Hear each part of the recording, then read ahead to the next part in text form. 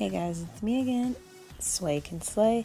I'm going to be teaching you guys how to make a full wig step by step. So this is going to be using the Longqi hair as well as the sunlight hair that I had purchased. So first you're going to obviously need a bowl. You need this bowl to put bleach and the powder in it, as well as the developer. You also need your spreader brush for the bowl, obviously. And so I'm going to show you what type of bleach I use. It's BW2. You can use any type of powdered bleach, but this one usually gets the job done and it does a very decent job. And this is the one I always use. And then you're going to also be getting either 30 volume developer, or you're going to get the 40 volume developer.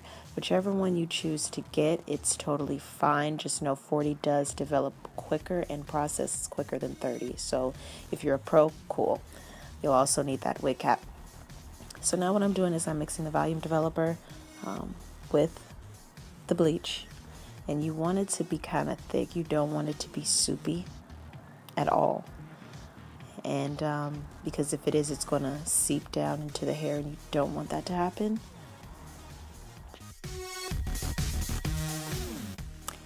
And now I'm taking, I'm just putting the closure to the side, and I'm going to just start by putting in the first bundle of hair.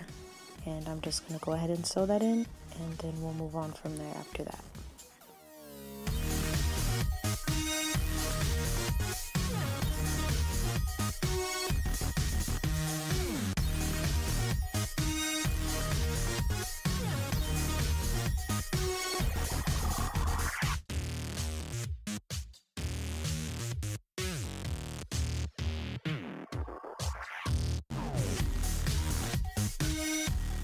Now I'm taking that bleach, and now I'm going to just lightly spread. Don't press it in, but put the bleach all over that closure. And then you're going to let it sit for 25 minutes. After 25 minutes, you will then wash it. If you have neutralizing shampoo, I do recommend you use that first. If not, just make sure you shampoo it twice to make sure that all of the bleach is out of that closure.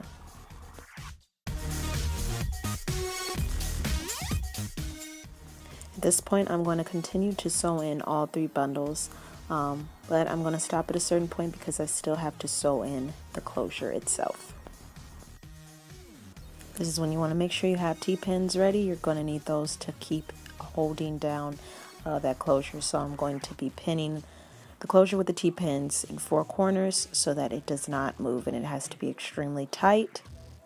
So make sure you do this very carefully.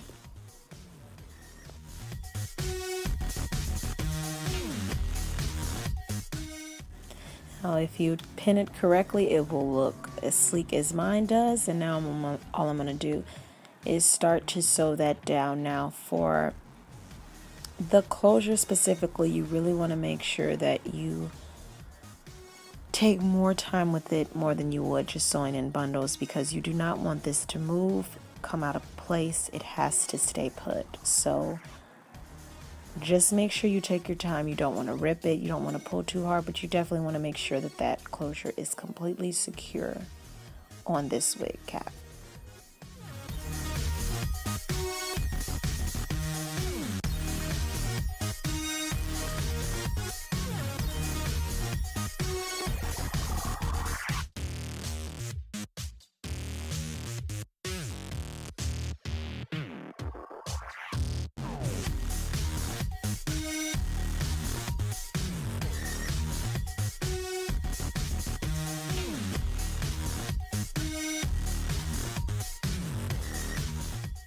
So this part is optional. What you want to do is make the hairline look really realistic, especially if you're not going to have any of your hair out. So if you were going to do that, you just want to make sure that you kind of separate a very thin line from the top and just start to single out hairs to pull until it becomes more natural. For myself, I chose in the end to use my hairline, but I just wanted to show you guys how you would do it. And so you see I'm just separating and pulling from that hairline, and you want to just continue that process until it's completely natural and no longer a straight line across the top. because you want the hairline, if you're putting all your hair inside the wig cap, to look as natural as possible.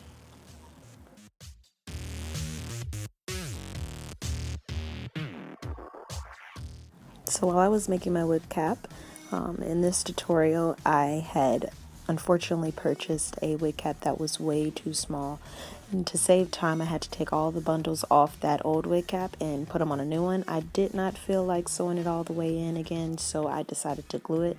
So that's what the white stuff is in the video. So at this point, wherever your closure is, you want to flip that over and you're going to cut out that part, the black part of the wig where your closure is sitting on.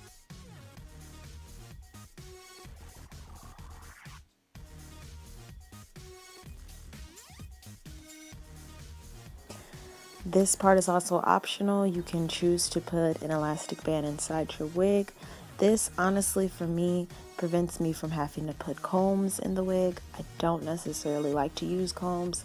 I will be making a video on why, and hopefully this will help a lot of you girls understand why sometimes using combs isn't the best idea.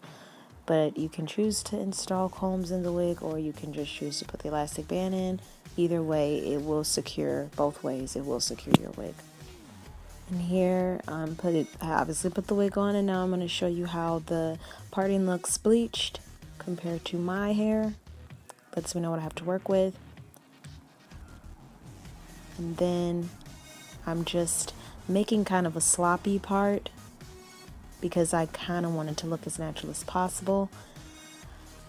In this clip, I'm flattening the parting space. You don't have to use a wand for this. I think it's safest after you bleach hair, but you can also use your flat iron you have to take the wig off and put the flat iron between the parting, but just be very careful because you can burn the closure very easily. Take your time with it if you do use the flat iron versus the wand.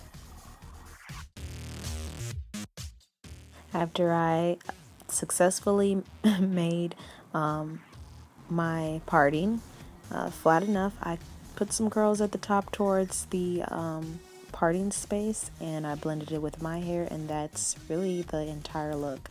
Somehow, someway, guys, I did lose one bundle. I don't know how, so it looks a lot thinner than it would if I found my 16. So it is what it is. That is the end of the video. Hope you enjoyed it, and thank you for watching. Don't forget to subscribe, and yeah, I will see you guys in my next video.